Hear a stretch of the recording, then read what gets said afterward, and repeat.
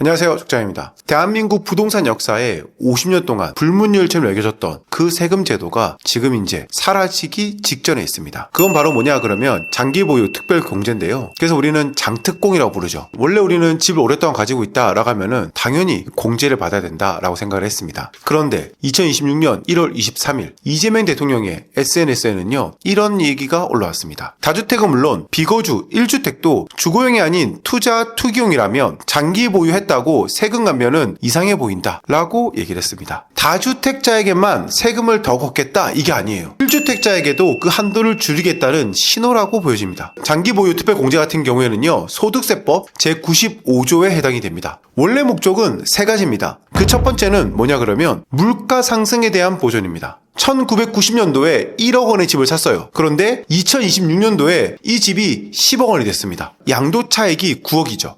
그렇다면 이 9억이라는 돈이 순수 전부 다 이익일까요? 아니죠. 1990년 이후로 2026년까지 매년 소비자 물가지수가 2.5배씩 상승을 했습니다. 이거를 보존해주는 게 장특공이다라고 했던 겁니다. 두 번째는 뭐냐? 그러면 실거주에 대한 보호였습니다. 한국 사회에서 내 집 마련이란 뭘까요? 평생 동안 모은 돈을 가지고 그 집에 계속 산다 이거잖아요, 보면은. 나이가 들어서 이사를 한다. 그런데 세금을 너무 많이 해야 돼? 그러면 이동에 대한 자유가 막힌다라는 거예요. 세 번째로는 단기 투기에 대한 억제였습니다. 공제를 받으려면 최소 3년 이상 살아야 된다라는 게 기본 값이었어요. 그리고 최대 혜택을 받기 위해서는 10년을 살아라, 이게 옵션이었던 거죠. 빨리 사고 빨리 파는 그 단기 투기에 대한 것을 불리하게 만드는 구조였습니다. 이런 이유 때문에 50년 동안 유지가 되었었습니다. 자, 그러면 다시 본론으로 들어가면은 양도세에 대한 이 두 개의 파도가 지금 있습니다. 첫 번째 파도는 이미 확정이 됐죠. 제가 저번 영상에도 말씀드렸지만은 다주택자의 양도세 중과 유예가 종료가 됩니다. 2022년 5월 10일부터 2026년 5월 9일까지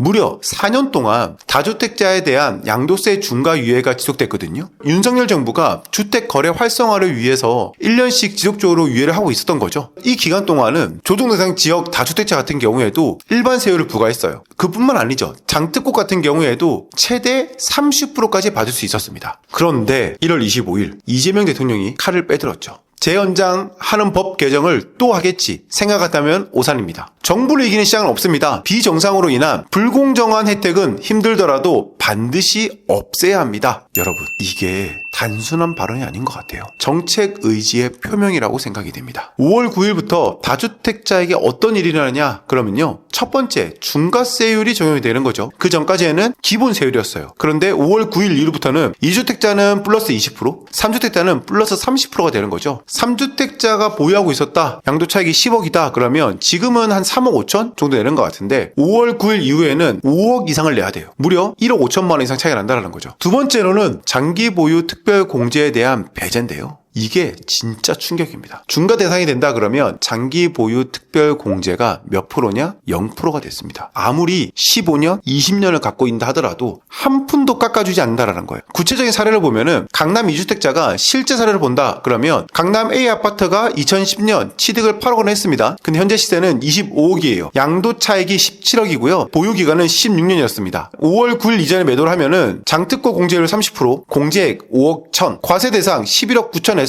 기본 세율하면은 양도세는 약 4억 8천만 원 내는 거예요. 그런데 5월 9일 이후에 매도를 하죠. 그러면 장특고 공제율 없어지죠. 과세 대상은 17억이 되는 거고요. 중간은 65%입니다. 그래서 양도세는 4억 8천만 원이 아니고 9억 5천만 원이 돼서 총 4억 7천만 원의 차이를 가지고 있을 수밖에 없다라는 거예요. 16년 갖고 있었는데 5월 9일 이후로 매각을 했다고 해서 세금이 2배 가까이 늘어난 겁니다. 이재명 대통령이 뭐라고 했냐? 1월 27일 날 이렇게 남겼죠. 다주택자 양도세 중과 유예는 작년에 연장할 때 올해 5월 9일이 끝이라고 명백하게 예정된 것이었습니다. 새로 시행령을 고치지 않는 한 끝나는 겁니다 라고 했습니다. 이게 무슨 말이냐 그러면 법 개정을 할 필요가 없다라는 거예요. 시행령 개정은 대통령의 권한이거든요. 다주택자 입장에서는 뭐 별 선택권이 없죠. 5월 9일이 데드라인이다 라고 생각하시면 될 것 같습니다. 다만 이재명 대통령이 이런 얘기를 했습니다. 지난 4년간 유예와 반복을 믿게 한 정부 잘못도 있으니 2026년 5월 9일까지 계약한 것은 중과세 유예를 해주도록 국무회의에서 논의를 해보겠다라고 했습니다. 이 부분은 뭐 확정은 아니지만 그래도 조금은 숨통이 트일 만한 이야기인 것 같습니다. 두 번째 파도인데요. 이재명 대통령이 1월 23일 날 SNS에 이렇게 올렸습니다. 1주택도 1주택 나름이다. 부득이 세제를 손보게 된다면 비거주용과 거주용은 달리 취급을 해야 공정하지 않겠는가. 비주거용이라 그러면 우리가 일반적으로 상가? 이렇게 생각할 수 있잖아요. 그게 아니라는 거죠. 집이 있다 하더라도 그 집에 안 살고 있다라고 하면은 비주거용이라고 얘기하는 거예요. 투기다라고 생각하는 거죠. 그래서 세금 혜택을 주면 안 된다. 이거는 구체적으로 2021년도에 한번 거론됐던 거기도 하거든요. 보면은 핵심은 양도차익에 대한 규모에 따라서 공제율을 차등으로 적용한 겁니다. 양도차익 구간이 5억 원 이하야? 그러면 80% 유지한다. 5에서 10억이야? 그러면 개편한 공제율은 70%고요. 10에서 20억을 벌었어? 개편한 공제율은 60%였고요.